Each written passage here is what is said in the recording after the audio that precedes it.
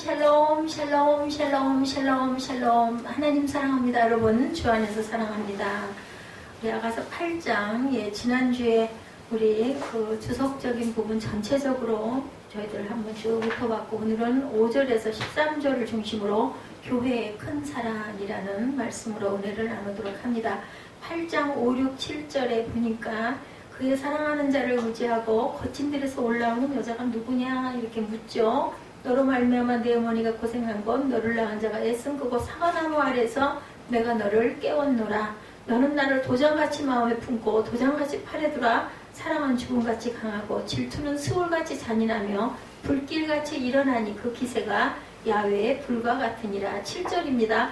많은 물도 이 사랑을 끄지 못하겠고 홍수라도 삼키지 못하나니 사람이 그의 온 가산을 다 주고 사랑과 바꾸려 할지라도 오히려 매일 멸시를 받는다라고 이렇게 증거합니다. 이 신부는 자기 주위 사람들에게 이렇게 많은 칭송을 들었죠. 이 안에는 이 신비로운 노래 중 어느 부분에 못지않게 복음의 은혜가 아주 여러 곳에 배어있고 잠복해 있고 살아서 움직이고 있습니다. 그 사랑하는 자를 의지하고 거친 들에서 올라오는 여자가 누구인고 5절에 이렇게 얘기하죠. 이 말씀은 오히려 이 여인의 말을 걸었던 4절에서 뭐라고 얘기를 했어요?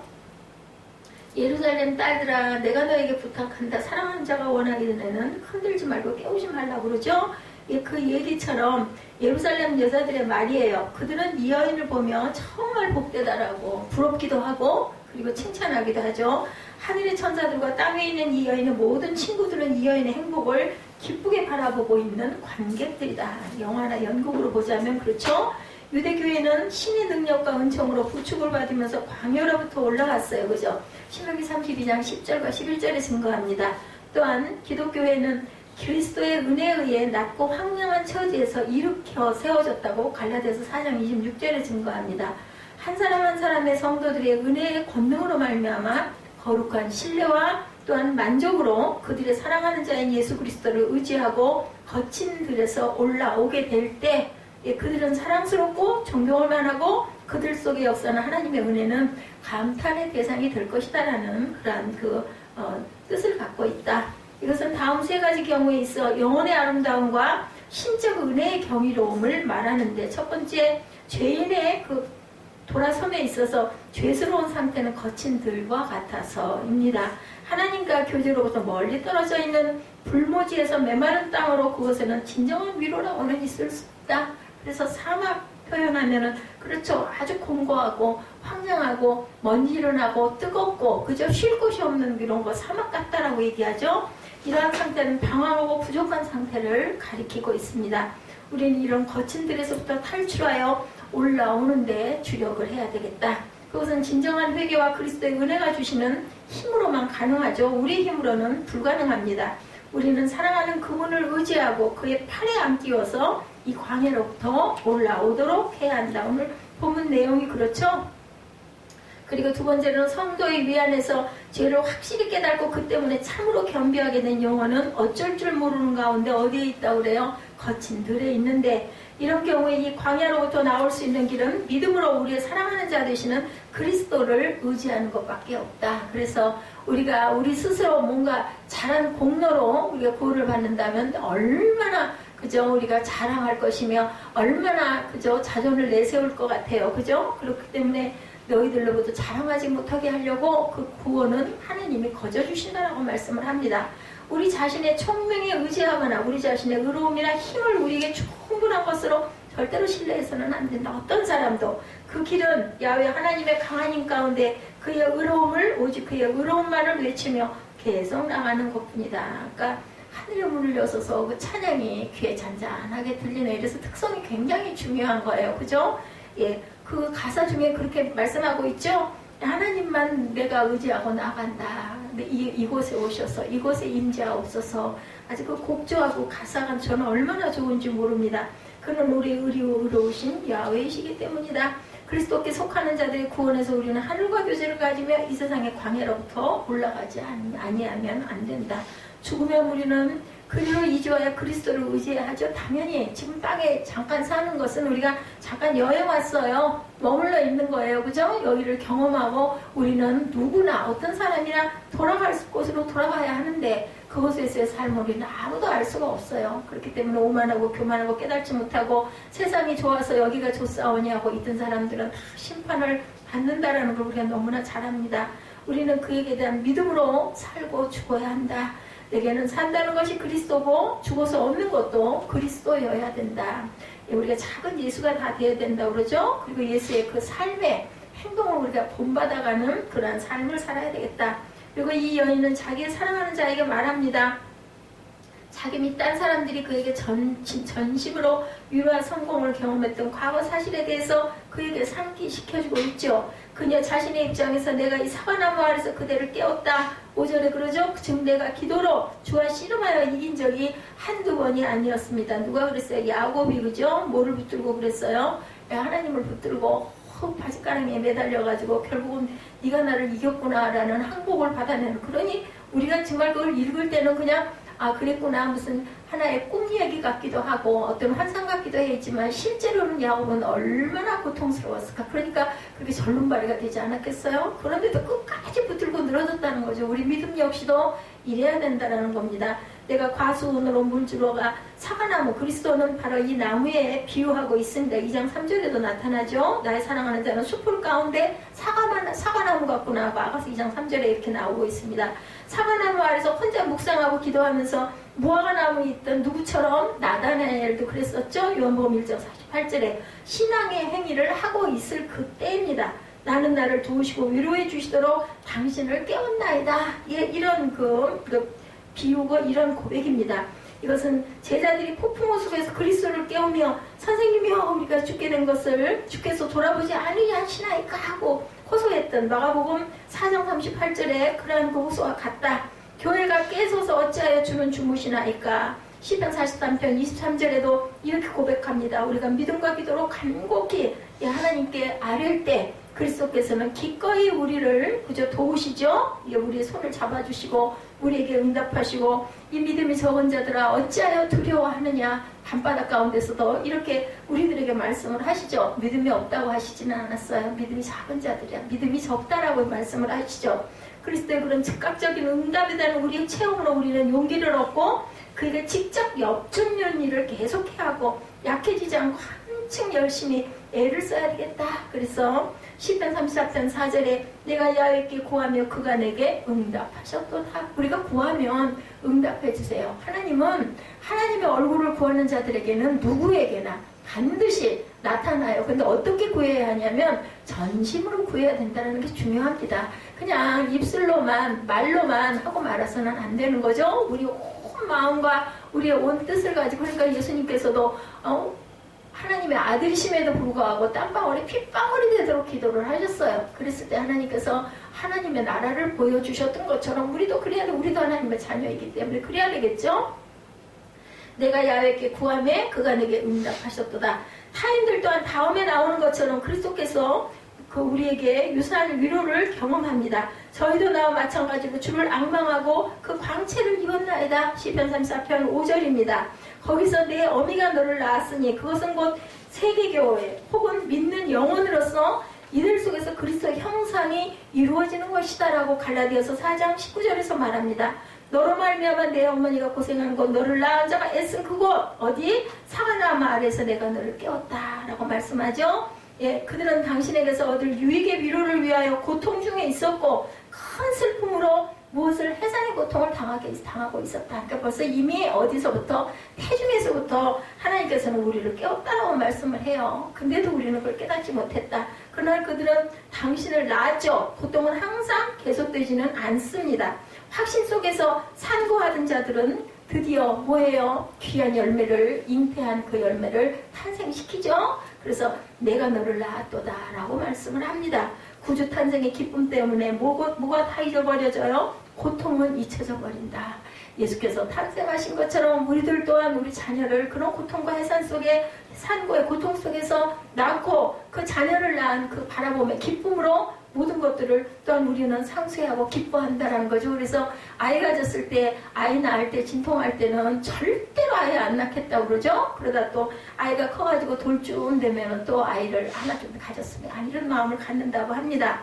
왜? 그 열매가 아름답기 때문이죠. 기르면서 그렇게 고생을 하지만 우리의 구주께서는 바로 이 비유로 한때 슬픈 이별 후 그가 돌아오셨을 때 얻을 그의 제자들의 기쁨을 나타내고 계십니다. 요한복음 16장 21절에 증거합니다. 회개의 쓰라린 아픔 뒤에 복된 위로의 탄생을 얻은 자는 굉장히 많죠. 그렇다면 나라고 해서 못 얻을 이유가 절대 없습니다. 우리가 아이를 잉태하고 그 과정 속에서 굉장히 그 산모들이 아프고 힘들고 그래서 뚱뚱 붓기도 하고 여러 가지 어려움을 겪지만 또한 해산하고 그리고 나서 그 아이를 기르면서 얼마나 우리가 행복해 하는지, 그죠? 그래서 우리라고 해서 못 얻을 그 기쁨을 얻지 못할 이유가 없다. 이 아이는 그와의 결합이 공고해지고 그와의 교제가 지속되며 한층 친밀하게 되도록 그에게 요구하죠. 6절에 너는 나를 인같이 마음에 품고 모로 도장같이 팔에 두라고 얘기합니다. 나로 하여금 당신의 마음속에 한 자리를 차지하게 하며 당신의 사랑 속에서 한 몫을 갖게 해주소서, 이렇게 얘기를 한다는 거예요. 그래서 보니 뭐라 그래? 8장 1절에도 내가 내 어머니 젖먹은 오라비 같았더라면 내가 밖에서 너를 만날 때 이를 맞춰도 나를 업신여길 적이 없을 것이라고도 얘기를 하죠. 그래서 내가 당신의 가슴 속에 차지하고 있는 나의 방을 결코 상실하도록 해주지 말라고 얘기를 합니다. 2절에도 내가 너를 이끌어 내 어머니 집에 드리고 내게서 훈계를 받았으리라. 나는 향기로운 술고 석류즙으로 내게 마시게 하겠다. 그리고 팔로 고여서 안아주겠다라고 얘기하지 않습니까? 그래서 날인된 문서가 취소될 수 없고 봉인된 장롱이 도둑에게 털리지 않는 것 같이 제게 대한 당신의 사랑도 이렇게 확실히 해달라는 고백을 하는 거죠. 그 어떤 것도 나를 당신의 사랑으로부터 격리시키거나 그 사랑의 고통을 방해해서 당신의 사랑을 의식하고 얻은 위안을 절대로 빼앗기지 않게 해주옵소서라는 그런 고백입니다. 3절에 보니 너는 왼팔로 내 머리를 고이고 오른손으로 나를 안았으리라고 얘기하죠. 그래서 나로 하여금 언제나 당신에게 소중하고 가까운 자에게 하게 되게 해달라. 그의 오른손을 끼시고 결코 빼지 않는 인장반지 같게 해달라고 에레미야 22장 24절에도 같은 말씀을 하고 있고, 주의 손바닥에 새긴 자라고 이사야 49장 16절에도 이렇게 말씀합니다. 예, 이렇게 손바닥에 새긴 자 같이 하시고 특수한 사랑을 받는 자 같게 하소서, 이렇게 고백합니다. 사랑, 당신은 내 대제사장이 되소서. 이스라엘 모든 지파 이름이 흡사 인장에 각인하듯 아론의 흉패 위에 12보석이 새겨지게 해달라는 이야기를 하고 있죠. 4절에도 예루살렘 딸들아 내가 너에게 부탁한다. 내 사랑하는 자가 원하기 전에는 흔들지 말며 깨우지 말라. 그 외 사랑하는 자를 의지하고 거친 들에서 올라오는 여자가 누군가? 너로 말미암아 내 어머니가 고생하게 너를 낳은 자가 있음. 그곳 사과나무 아래서 내가 너를 깨웠다. 너는 나를 도장같이 마음에 품고 도장같이 팔에 두라. 사랑은 죽음같이 강하고 질투는 수월같이 잔인하며 불길같이 일어나니 그 기세가 야외의 불과 같으리로다. 근데 어떤 것도 그것을 끌 수가 없을 거라고 얘기를 하죠. 많은 물도 이 사랑을 절대로 끄지 못하고 콩추라도 삼키지 못하고 사람이 왜 온 가산을 다 주고도 사랑과 바꾸려 할지라도 오히려 멸시를 받는다. 이렇게 얘기를 하고 고백을 합니다. 나로 하여금 당신의 마음에 인장이 되게 하실 뿐 아니라 당신의 팔에 인장이 되게 해달라. 그래서 6절에 너는 나를 도장같이 마음에 품고 도장같이 팔에 두라고 얘기하죠. 나로 하여금 영원히 당신 품에 안겨있게 하시고 그것을 알게 하사 나로 위안이 되게 하소서. 어떤 이는 이 말씀을 그리스도께서 하기 신부에게 내리시는 명령, 너는 언제나 나를 마음에 두고 내게 대한 나의 사랑을 잊지 말라는 명령으로 해석하는데 그렇지가 않습니다. 만약 우리가 그리스도께서 우리를 그의 마음의 인처럼 품어주시기를 원하고 기대한다면 정녕 우리도 그를 우리 마음의 인형같이 품지 않을 수가 없죠. 사랑은 그래서 마음이 하나이죠. 내가 그런 마음을 먹고 있으면 상대방도 똑같은 마음을 먹는 게 사랑이에요. 짝사랑이 아닌 온전한 주고받는 사랑이죠. 이런 청혼을 주장하기 위해 그녀는 사랑의 힘, 곧 그에게 대한 자기 사랑의 힘을 호소하죠. 이런 사랑의 힘은 그녀로 하여금 그에게 그의 사랑의 증거를 요구합니다. 우리 그런 거 참 보고 싶어 하잖아요. 그렇게 표현을 그렇게 안 하느냐고. 그래서 우리 대한민국 아빠들이 그런 게 굉장히 부족했다는데 지금은 그렇지도 않습니다. 사랑은 이렇게 격렬하고 세찬 열정이다. 이렇게 말합니다. 너는 나를 도장같이 마음에 두고 도장같이 팔에 둬라. 사랑은 죽음같이 강하고 질투는 수울같이 잔인하며 불길같이 일어나니 그 기세가 여호와의 불과 같고 무엇도 끌 수가 없다. 그죠? 죽음같이 강하다고 얘기합니다. 사랑을 잃는 자의 고통은 죽음의 고통과 같다. 그렇기 때문에 우리가 사랑하다가 헤어지고 나면 거의 죽을 것 같은 고통을 겪습니다. 사랑하는 대상을 추구하는 데 있어서 죽음의 고통은 보잘것없는 것이 아무것도 아니다. 죽음도 그것을 넘어서질 못합니다. 우리를 향하신 그리스도의 사랑은 이렇게 죽음같이 강하셨다. 죽음도 불사하셨죠? 그 사랑은 사망 그 자체를 이겨내셨어요. 오죽이나 하면. 그죠? 그는 우리를 사랑하사 우리를 위해 자기 자신을 우리에게 내주셨습니다. 그리스도께 대한 신자의 성도의 참사랑은 죽음처럼 강하다. 참사랑은 그들로 하여금 사랑이 위해 모든 일에 죽도록 만드는 까닭이다. 그래서 다들 뭐 했어요? 전부 다 순교하죠? 하나님의 그 제자들은. 그 사랑은 심지어 영원히 경건한 예정의 날개를 타고 하늘을 향해 위로 솟구쳐 오르는 동안 영혼과 육체를 헤어지기까지 하며 아직까지는 육신의 옷을 입고 있으며 육신의 신을 신고 있다는 사실조차 잊어버리게 만든다. 그래서 하늘나라를 바라고 다들 순교한 거죠. 이 황홀한 사랑에 사로잡혔던 사도 바울도 자기가 몸 안에 있는지 몸 밖에 있는지 내가 알 수 없었다. 정말 그렇게 돼요. 하나님의 영이 임하시면 내가 지금 꿈을 꾸고 있는 건지 내가 지금 환상을 보고 있는 건지 도대체 이것이 뭔지 이런 마음이 듭니다. 내가 경험을 하고도 도대체 이게 뭐야? 내가 뭐에 주술에 걸렸나? 이런 마음이 들 정도로 나도 모르게 막 입으로 고백을 하게 되죠. 제가 이걸 경험을 했기 때문에 압니다. 이 사랑으로 말미암아 성도는 이 세상에 대한 자신을 십자가에 못 박는 것이죠. 예, 투기는 음부같이 잔혹하다고도 얘기합니다. 음부는 뭐예요? 모든 것을 삼켜버리죠. 음부라는 것은 그저 우리가 죽었을 때 그 수호를 얘기합니다. 질투는 수월같이 잔인하다. 그리스도를 진정으로 사랑하는 자들은 자기들을 그로부터 끌어가려는 것이 무엇이냐 질투하며 특히 자기 자신에 대해서도 투기한다고 하죠. 이는 그를 노엽게 하여 물러가게 할 어떤 일도 행하지 않기 위함이다. 그렇게 되는 이보다는 차라리 오른쪽 눈을 빼버리고 오른손을 찍어버리고 나는 어디 갈 것이다? 천국에 갈 것이다 라고 고백하지 않습니까? 이보다 잔혹한 일이 어디 있겠나. 생각만 해도 무섭잖아요. 눈 하나를 빼버리고 손 하나를 찍어버리더라도 하늘나라에 그만큼 그게 귀하고 절실하다는 것을 얘기하는 거죠. 약하고 겁이 많은 성도들은 자기들에게 대한 그리스도의 사랑을 의심하면서 그를 투기합니다. 그런 바로 그런 질투가 무덤같이 자기들에게 덮쳐서 먹이로 삼는 것을 발견합니다. 투기보다 심령을 더 피폐하게 하는 것은 없습니다.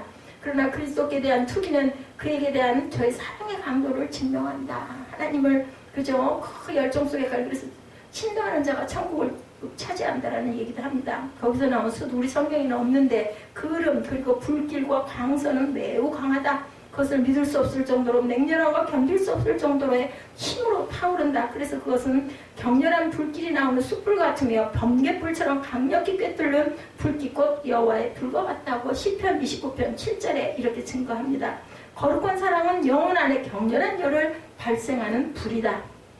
그래서 그 불은 영혼 속에는 찌꺼기와 결을 태워버리고 그 영혼을 밀랍처럼 녹여서 새로운 형태로 만들어서 하나님과 하늘을 향한 불꽃과 같이 위로 날라 올라가게 한다라는 거죠. 그래서 사랑은 용감하고 승리하는 열정을 준다. 뭐든지 할 수 있는 힘을 주죠. 거룩한 사랑도 그러하죠. 영혼을 지배하시는 하나님의 사랑은 꾸준하고 굳세어서 정당한 방법이나 부당한 수단에 의해서든 생명이나 사망에 의해서든 그 사랑을 절대로 그로부터 물러가게 할 수 없다고 그러죠. 사람 사랑도 그러한데 하나님에 대한 사랑과 하나님이 우리에게 주시는 사랑은 절대로 어떤 것도 갈라놓지 못한다라고 로마서 8장 38절에 우리가 너무 잘 아는 말씀이죠. 내가 아노니 사망이나 생명이나 천사자들이나 권세자들이나 현재일이나 장래일이나 능력이나 높음이나 기쁨이나 다른 어떤 피조물이라도 우리를 우리 주 그리스도 예수 안에 있는 하나님의 사랑에서 끊을 수 없으리라. 죽음과 그 모든 공포도 성도를 놀라게 하고 그리스도를 사랑하는 일에서 물러나지 못하게 한다라는 겁니다. 7절에 많은 물이 불을 끌 수 있을 것이지만 이 사랑은 절대로 꺼지지 못하고 홍수라도 이 사랑을 엄몰하지 못하겠다라고 오죽하면 이렇게 얘기를 하죠. 이 물의 요란한 소리도 성도의 사랑에는 아무런 공포감도 주지 못할 것이다. 이런 사랑을 우리는 해야 된다라는 겁니다. 이 물의 요란한 소리도 그것이 무서움을 주려가 아무리 악을 쏘보았자 그리스도는 여전히 그들이 가장 사랑하는 분이 되어야 되고 그럴 수밖에 없다. 이런 하수에 넘칠던 이 사랑에는 한 방울의 물도 묻히지 못할 것이며 오히려 그것은 그들로 하여금 환난 중에 더욱더 기뻐할 수 있도록 힘을 주시죠. 예, 그래서 그가 나를 죽인다고 하더라도 나는 그를 사랑할 것이며 그를 신뢰하리라 이렇게 증거합니다. 우리에게 대한 그리스도의 사랑은 어떤 하수도 끌 수 없고 어떤 홍수도 그것을 엄몰하지 못한다. 그리스도는 가장 심한 어려움도 건너셨고 심지어 피해받아조차도 건너가시죠. 사랑은 홍수에도 절대로 그치지 않고 침몰하지 않고 군림한다. 따라서 우리는 어떠한 일로라도 그에게 대한 우리의 사랑을 감하지 말아야 할 것이다. 생명과 그 모든 위안물도 성도가 그리스도를 사랑하지 못하게 꿰어내지는 못할 것이다. 만약 사람이 그 온 가산을 다 주어 성도를 고용하고 그리스도로부터 그의 사랑을 뺏어다 세상과 육신이 다시 두려고 하더라도 그 성도는 최대의 경물로 그 제안을 거절해버릴 것이다. 예수님께서도 그렇게 하셨죠. 이것은 사탄이 그리스도를 그 일로부터 손 떼도록 매수하기 위해서 이 세상 왕국과 모든 영화를 주겠다고 제의했을 때 예수님께서는 뭐라고 단호하게 물리치셨죠? 사탄아 물러가라 얘기합니다. 베드로가 십자가에 못 박히는 건 내가 그렇게 될 것이다 하니까 그럴 수 없나이다 하니까 사탄아 내 뒤로 물러가라고도 말씀하셨습니다. 그런 제안은 전적으로 무시되어야 된다. 그런 것은 더 좋은 것을 알지 못하는 자들에게나 제의해라. 사랑은 세상의 찡그림으로부터 오는 유혹 못지않게 세상의 미소로부터 오는 시험에 대해서도 우리로 하여금 그것을 격퇴하고 승리하게 해줄 것이다.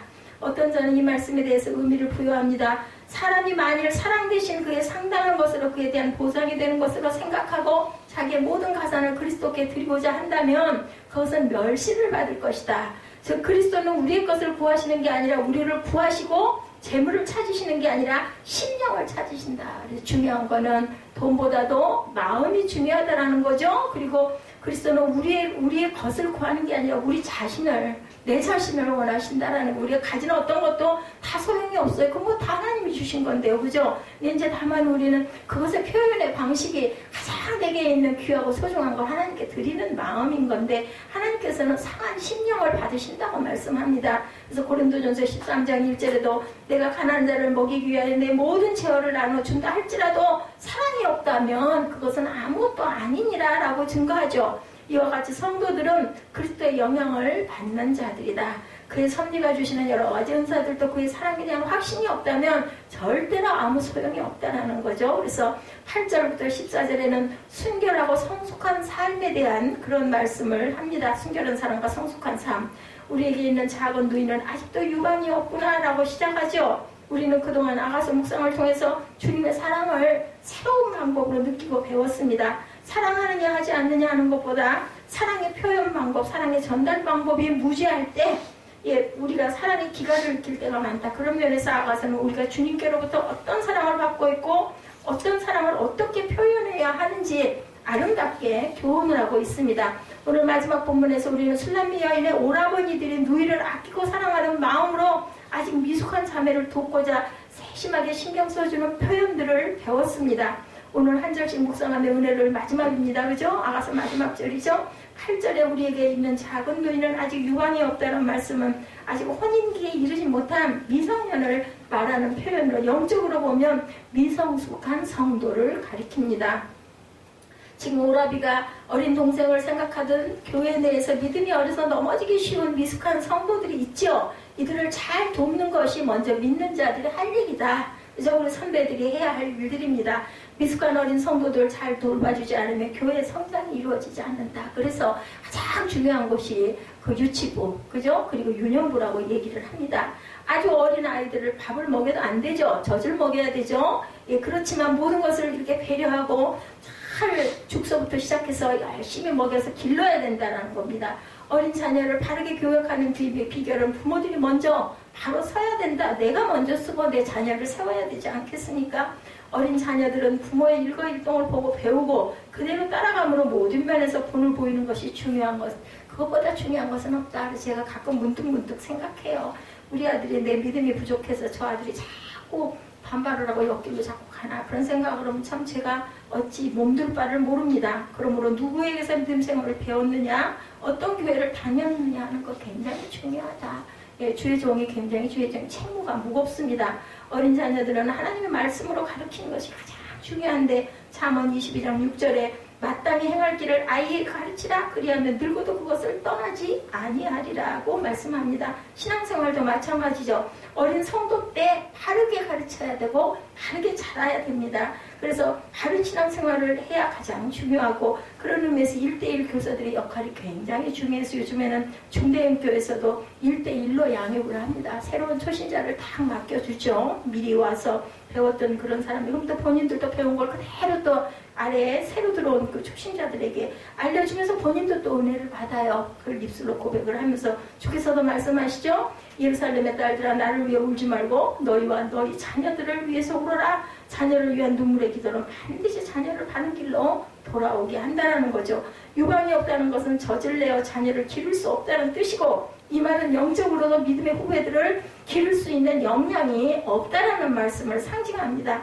성숙하지 않고는 자녀를 기를 수가 없겠죠. 엄마의 젖이 안 나오는데 엄마도 힘들고 아기도 그렇게 힘들죠. 엄마 피가 나오도록 젖을 빨지 않습니까? 그래도 아이에게 줄 게 없으면 어쩔 수 없이 모유를 못 주죠. 줄 곳이 없는데 줄 수가 없죠. 저수지에 물이 없는데 어떻게 전답에 물을 댈 수가 있겠는가? 그렇죠? 주님은 주를 사랑한다고 고백한 베드로에게 내 어린 양을 먹이라고 마지막으로 부탁하고 가시죠.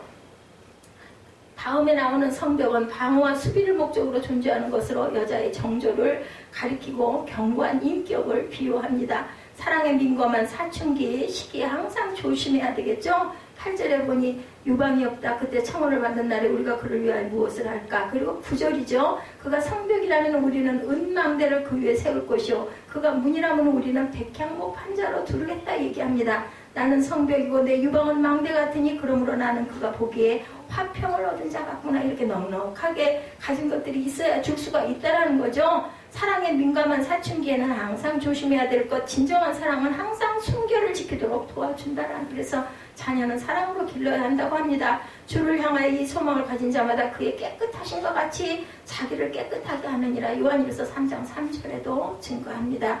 건전한 자아성이 순결을 지키도록 도와준다. 너희가 하나님의 성전인 것과 하나님의 성령이 너희 안에 거하시는 것을 알지 못하느냐고 고린도전서 3장 16절에도 말씀합니다. 비전이 순결을 지키도록 도와준다라는 거예요. 책임감이 순결을 지키도록 도와주죠. 결국은 하나님의 우리 은혜가 우리의 순결을 지켜줍니다. 우리가 은혜 받은 사람들은 조금 마음에 힘들고 어렵고 아니면 갈등이 있어가지고 그저 흔들리다가도 하나님의 은혜를 생각하고는 절대로 그 세상으로 바로 가지를 못해요. 평강의 하나님이 친히 너희를 온전히 거룩하게 하시고 너희 온 영과 혼과 몸과 우리 주 예수 그리스도 강림하실 때 흠없게 보존되기를 원하노라. 그래서 항상 기뻐하라. 쉬지 말고 기도하라. 범사에 감사하라. 우리 그 찬양하죠. 데살로니가전서 5장 23절입니다. 사랑은 우리로 성숙한 삶을 살게 한다. 사무엘에서 껐니? 내가 어렸을 때 말하는 것이 어린아이와 같고 깨달은 것이 어린아이와 같고 생각하는 것이 어린아이와 같다가 장성한 사람이 되어서는 어린아이의 일을 버렸노라 라고 고린도전서 13장 11절에도 증거합니다. 오늘 본문 9절 10절에 망대 아까 읽었었죠. 망대는 감사하는 곳으로 어린 자녀를 특별한 관심을 갖고 보살펴주는 것을 의미한다. 부모의 감시가 잠시만 소홀해져도 아이들의 삶이 망가집니다. 부모들이 자녀들과 접촉하는 시간이 적고 무관심하게 되면 잠깐 동안에 나쁜 것들을 배우죠. 술, 담배를 배우고 마약에 손을 대고 잘못된 집단에 빠지기도 합니다. 그가 성벽이라면 우리는 9절에 은망대를 그 위에 세울 것이요 그가 문이라면 우리는 백향목 판자로 두르리라. 문은 사람들이 출입하는 곳입니다. 백향목 판자로 두르겠다는 것은 방종하게 드나들지 않게 하겠다는 뜻이죠. 백향목은 가장 좋은 나무를 얘기를 하죠. 어떠한 그 비바람에도 절대로 비틀어지질 않는다고 합니다. 백향목은. 이것은 책임감 있는 봉사를 의미한다. 성경은 청년들에게 말씀하죠. 청년이여 마음에 원하는 길과 내 눈이 보는 대로 쫓아 행하라. 그러나 하나님이 이 모든 일로 인하여 너를 심판하실 줄 알아라. 전도서 11장 9절에 마음을 여는 것은 좋은데 분별 없이 세속적인 것을 아무 것이나 다 받아들이면 심판을 받게 된다는 것이죠. 특별히 누룩과 같은 이당 사상이나 신비주의, 신신학, 세속주의, 그 포스트 모더니즘 이런 것들이 못 들어오도록 우리는 막아야 된다. 그리고 아무리 표적과 기사를 행한다 할지라도 성경에서 떠난 것이면 우리는 절대로 받아들여서는 안 된다. 마태복음 24장 24절에 그렇게 말씀하죠. 10절에 보니 오라버니들에 대한 응답입니다. 술람미어 있는 성벽이냐 문이냐 하는 오라버니들의 말에 대하여 나는 성벽이요 나의 유방은 망대 같다. 이렇게 대답을 합니다. 나는 성벽이라는 말은 인생 성벽이 잘 자라서 안전하다는 뜻이고 강한 성벽처럼 자신을 유혹하는 모든 시험을 물리쳤다라는 뜻을 말씀합니다. 이것은 성숙을 얘기하죠. 그리스도를 아는 지식이 이렇게 우리는 자라가야 되겠다. 에베소서 4장 15절입니다. 오직 사랑 안에서 참된 것을 하여 범사에 그에게까지 자라갈지어다. 그는 머리니 그리스도라 이렇게 고백하죠. 그리스도의 신부되기에 적합한 자는 신앙의 절개를 굳게 지키고 성벽같이 절대로 요동함이 없어야 한다. 나는 나의 유방은 망대 같다 하면 방종하지 않고 정죄를 잘 지키는 망대같이 성숙했다라는 뜻을 갖고 있습니다. 오직 우리가 너희 가운데 유순한 자 되어 유모가 자기 자녀를 기름과 같이 하였으니 데살로니가전서 2장 7절이죠. 어머니가 젖을 내어 아이를 기름같이 술람미 여인은 성숙하였다라는 것을 의미합니다. 신령한 젖으로 성도들을 잘 먹일 때 교회는 바로 자라고 교회는 화평할 수 있다라는 거죠. 그래서 10절 후반에 그러므로 나는 그의 보기에 화평을 얻은 자 같다고 한 것은 믿음의 성숙의 결과를 얘기해요. 우리가 온전하게 그 믿음이 성숙해지면은 어때요? 우리 마음 안에 평안이 옵니다. 그래서 가장 마지막 존귀한 그 뜻은 샬롬이라고 그러죠. 성벽이 견고하고 망대에서 적을 잘 살펴 방어함으로 성화는 화평, 태평성대를 누리게 된다. 믿음이 성숙할수록 성도는 염려를 모에게 주께 다 맡겨드리고 주 안에서 평강을 누리게 되죠. 빌립보서 중심의 지리적 배경으로 보면 빌립보라는 도시의 특징은 막강한 방어벽들이 있었다고 합니다. 마음과 생각을 지켜주시는 주님 때문에 우리 마음은 평화로울 수 있다. 빌립보서 4장 6, 7절 너무 잘 아는 말씀이죠. 아무것도 염려하지 말고 모든 일에 기도와 간구로 너희 구할 것을 감사함으로 하나님께 아뢰라. 그리하면 모든 지각에 뛰어난 하나님 평강이 그리스도 예수 안에서 너희 마음과 생각을 지키시리라. 또한 우리는 예수 그리스도의 의를 힘입을 때 화평을 누릴 수 있다. 로마서 5장 1절입니다. 우리가 믿음으로 의롭다 하심을 얻었은즉 우리 주 예수 그리스도로 말미암아 하나님으로 더불어 화평을 누리자. 성벽과 같이 견고한 믿음, 흔들리지 않은 믿음을 가진 자는 하나님과 화평을 이렇게 누리게 된다라는 거죠. 그래서 11절에 솔로몬이 바알 하몬의 포도원이 있어 지키는 자들에게 맡겨두고 그들로 각기 그 열매로 말미암아 은천을 바치게 하였구나. 12절에 솔로몬 너는 천을 얻겠고 열매를 지키는 자도 200을 얻으려니와 내게 속한 내 포도원은 내 앞에 있구나. 이렇게 얘기합니다. 11절부터 보면 신부는 왕에게 오라비들을 부탁하죠. 그래서 그들은 왕의 은총을 얻습니다. 왕 앞에서 존귀한 지위를 얻었습니다. 술람미 여인은 자기 소유의 포도원을 갖습니다. 이렇게 술람미 여인이 왕에게 자기 오라비들을 부탁을 해요. 자기 형제 자매를 걱정하는 거죠. 솔로몬은 비옥한 땅으로 알려진 수넴에서 가까운 평원지대인 바알 하몬의 포도원을 소유하고 있었어요. 그것을 술람미 여인의 오라비언니들에게 맡겨 수학기의 은 1000세겔을 새로 바치게 하고 그들에게 은 200세겔씩을 지불합니다. 여기서 우리는 솔로몬을 그리스도로 포도원을 교회의 모형으로 볼 때 지키는 자들은 교회의 일꾼들이라는 거예요. 마지막 날에 솔로몬과 회개를 하였듯이 하나님도 성도들과 결산하는 날이 반드시 있을 것이라는 뜻입니다. 우리 모두는 어떤 모양으로든지 주님의 포도원으로 부름을 받은 사람들이다. 그래서 열심히 우리는 일해야 되겠죠. 고린도전서 3장 8절에 심는이와 물주니가 일반이나 각각 자기의 일하는 대로 자기의 상을 받으리라고 말씀하십니다. 하나님의 뜻을 따라 사랑에 감격해서 교회를 섬기고 봉사하면 영생하도록 이는 양식을 위함이고 자기의 명예와 영광을 위해서 일하는 것은 썩은 양식을 위하여 일하는 것이다. 먹고 사는 것이 목적이 되면 썩을 양식을 위한 것이라는 거죠. 우리가 항상 조심해야 됩니다. 악한 농부가 되어 주의 뜻을 따르지 않으면 그 농부들은 진멸하고 포도원을 다른 사람에게 줄 것이라고 주님은 경고하고 계시죠. 성경 안에서. 그러므로 우리들은 우리에게 주어진 포도원에서 열심히 일하는 데 집중해야 되겠다. 내 욕심, 내 그 어떤 탐욕을 채우는 게 아니죠. 하나님의 사명을 우리가 감당해야 된다.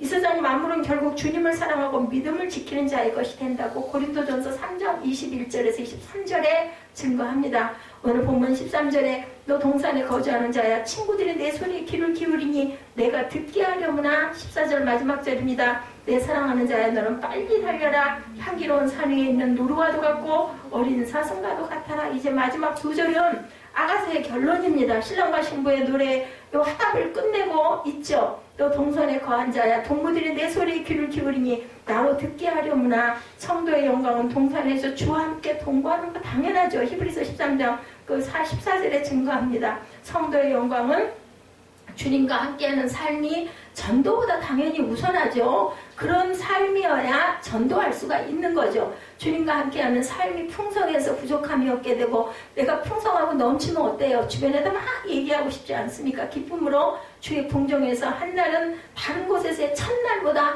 낫다라는 거예요. 악인의 장막에 거함보다 내 하나님의 문지기로 사는 것이 좋사오니, 시편 84편 10절입니다. 이런 삶을 살게 되면 동무들이 왕궁의 소식을 들으려고 그의 소리에 귀를 기울이게 되죠. 이것이 바로 전도라는 거죠. 온전한 전도입니다. 친구는 술람미 여인의 고향 친구들을 말하고 있습니다. 그것은 오랜만에 그들은 만나죠. 그런데 자기 친구가 왕비가 되어 고향에 돌아오니 그 옛 친구들이 모여서 술람미의 말을 경청하고 있는 거예요. 우리가 이런 은혜가 있어야 되겠죠. 아이고 그랬구나, 어이구 그렇게 이뤘구나, 우리 이번에 예지 그렇게 합격하고 나니까 막 그렇게 신이 나고 기쁘지 않습니까? 이게 바로 우리 같은 하나의 성도고, 우리 교회에서 이런 일이 일어나고 우리 교회 꿈동이가 이런 일을 이루었다 하니 너무너무 기쁜 거죠. 살아계신 하나님을 다 입술로 고백하고 싶고 증거하고 싶고, 그냥 괜히 둥둥 트는 것 같은 마음이 드는 것. 심지어 천사들도 그것을 꼭 기뻐한다고 베드로 사도는 말합니다. 베드로전서 1장 12절에 그러나 성도의 영광은 주께서도 그의 소리를 듣기 원하신다는 게 있어요. 그래서 천국에서는 뭐가 벌어진다고요? 한 사람이 영혼이 돌아오면 잔치가 벌어진다고 얘기를 합니다. 그래서 뭐라고 그래요? 천하보다 귀한 영혼이라고 얘기하지 않습니까? 주님은 우리들의 어떤 소리를 듣기 원하실까? 주님은 성도의 기도 소리를 듣기를 즐겨하십니다. 주님은 기도하는 고넬료를 기억하시고 축복하셨죠? 주께서는 기도하는 다니엘을 기억하시고 사직골에서도 함께 하셨습니다. 잠언 15장 8절에 악인의 제사는 야훼께서 미워하셔도 정직한 자의 기도는 그가 기뻐하시느니라. 신명기 4장 7절에 우리 하나님 야훼께서 우리가 그에게 기도할 때마다 우리에게 가까이 하신 것 같이 그 신이 가까이 함을 얻은 나라가 어디 있느냐? 이렇게 얘기합니다. 시편 65편 2절에도 기도를 들으시는 주여 모든 육체가 주께 나아오리이다 라고 고백합니다. 로마서 8장 26절에 이와 같이 성령도 우리 연약함을 도우시나니 우리가 마땅히 빌바를 알지 못하나 오직 성령이 말할 수 없는 탄식으로 우리를 위하여 친히 간구하신다라고 증거하죠. 주께서는 성도의 회개하는 소리를 듣고 싶어 하십니다.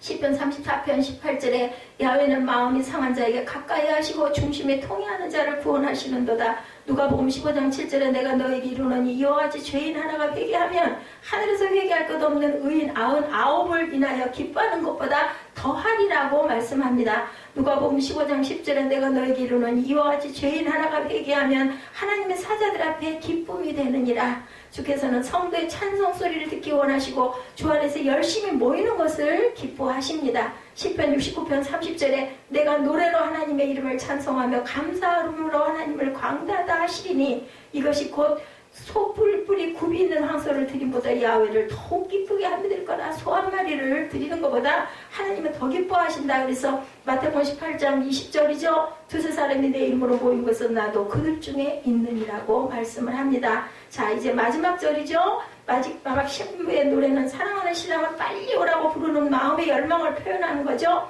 나의 사랑하는 자야 너는 빨리 날리라 얘기합니다. 그 말씀은 주님의 재림을 가리킵니다. 주님의 재림은 성도들에게 최후의 승리와 영광이 되며 구원의 완성이 되죠. 주님 재림하실 때 먼저 죽었던 성도들이 신령한 몸으로 부활하고 살아있던 성도들도 영광스러운 몸으로 변화되어 공중에서 주님을 영접하게 될 것이죠. 그래서 우리는 우리 몸의 구속을 기다리고 있다. 로마서 8장 2, 3절이죠. 23절이죠. 오직 우리의 시민권은 어디에 있다고요? 하늘에 있는지라 거기로서 구원하는 자 곧 주 예수 그리스도를 기다리노니 그가 만물을 자기의 복종케 하실 수 있는 자의 역사로 우리의 낮은 몸을 자기 영광의 몸의 형체로 변하게 하신다라고 얘기를 합니다. 향기로운 산들은 하나님의 나라 신천지의 모습을 가리키고 주님은 그곳에서 성도를 위하여 향기로운 중보의 기도를 지금도 드리고 계신다라는 거죠. 계시록 21장 1절이죠. 또 내가 사는 것 새 땅을 보니 처음 하늘과 처음 땅이 없어졌고 바다도 다시 있지 않더라. 21장 10절에 보니 성령으로 나를 데리고 큰 높은 산으로 올라가 하나님께로부터 하늘에서 내려오는 거룩한 성 예루살렘을 보니 빨리 달려나는 신부의 소원은 아멘 주 예수여 오시옵소서 하며 주님 오심을 갈망하는 성도들의 기도를 보여주고 있습니다. 주님의 재림하심으로 성도는 영원히 주와 함께 동거하는 삶을 살게 될 것이고, 계시록 7장 16절에 저희가 다시 줄이지도 아니하고 목마르지도 아니하고 해나 아무 뜨거운 기운에 상하지 아니할지니 이는 보좌 가운데 계신 어린 양이 저희의 목자가 되사 생명수 샘으로 인도하시고 하나님께서 저희 눈의 모든 눈물을 씻어 주실 것입니다. 여기서도 같은 말씀을 하고 있죠. 아가서 8장과 같이 뭐라고 얘기를 해요? 줄이지도 아니하고 목마르지도 아니하고 해나 아무 뜨거운 기운에도 절대로 상하지 않는다라고 얘기합니다. 아가서는 주님과 입맞추는 것으로 시작해서 깊이 사귀다 주님의 재림으로 말미암아 영원한 하늘나라의 영광스러운 교제 가운데로 들어가는 것으로 마치고 있는데, 이것이 성경 전체의 이야기, 마지막 재림 때 오실 주님에 대한 사모, 그리고 주님을 기다리는 우리의 마음, 그리고 주님 오셔서 하시는 그 심판 속에 있는 저희들을 상징하고 있죠. 그러면 내가 진실로 속히 오리라는 말씀 앞에 우리는 어떻게 대답해요? 아멘 주 예수여 오시옵소서라고 대답해야 되겠죠. 이것은 주님의 재림을 늘 소망하는 가운데 준비된 사람이 할 수 있는 고백이고, 그러므로 우리는 절대로 자지 말고 깨어 있어야 되겠죠. 로마서 13장 11절에 뭐라고 그래요? 또한 너희가 이 시기를 알거니와 자다가 깰 때가 벌써 되었으니 이는 이제 우리의 구원의 처음 믿을 때보다 가까웠습니다. 밤이 깊고 낮이 가까웠으니 그러므로 우리가 어둠의 일을 벗고 빛의 갑옷을 입자. 자, 우리들은 주님이 왜 아직도 안 오실까? 도대체 항상 오신다고 하더니 왜 아직도 안 오시고 또 안 오실 거야? 이런 얘기를 할 때도 있지만, 예수님의 초림의 때가 찬 시각이 일어났던 것처럼 주님의 재림의 시간도 당연히 이루어질 것이다라는 거죠. 하나님의 시간표와 우리 시간표가 다를 뿐이라는 것. 그러나 주께서는 그날과 그 시각을 하나님의 비밀에 붙여두셨어요. 예수님도 모르신다고 그러셨죠. 깨어있는 사람들은 어느 순간에도 우리의 삶을 실전적으로 결단하며 살게 될 것이다. 우리는 항상 준비하는 자가, 준비된 자가 되어야 되겠죠. 필리핀이 잠시 일본군에 점령되어 있던 2차 대전 당시 유명한 네가다 장군 아시죠? 필리핀을 떠나가면서 남겼던 유명한 말이 있습니다. 나는 다시 돌아올 것이다. I shall return입니다. 2년 후에 필리핀의 레이트만 해안에 상륙하면서 메가드 장군은 다시 말했다고 그래요.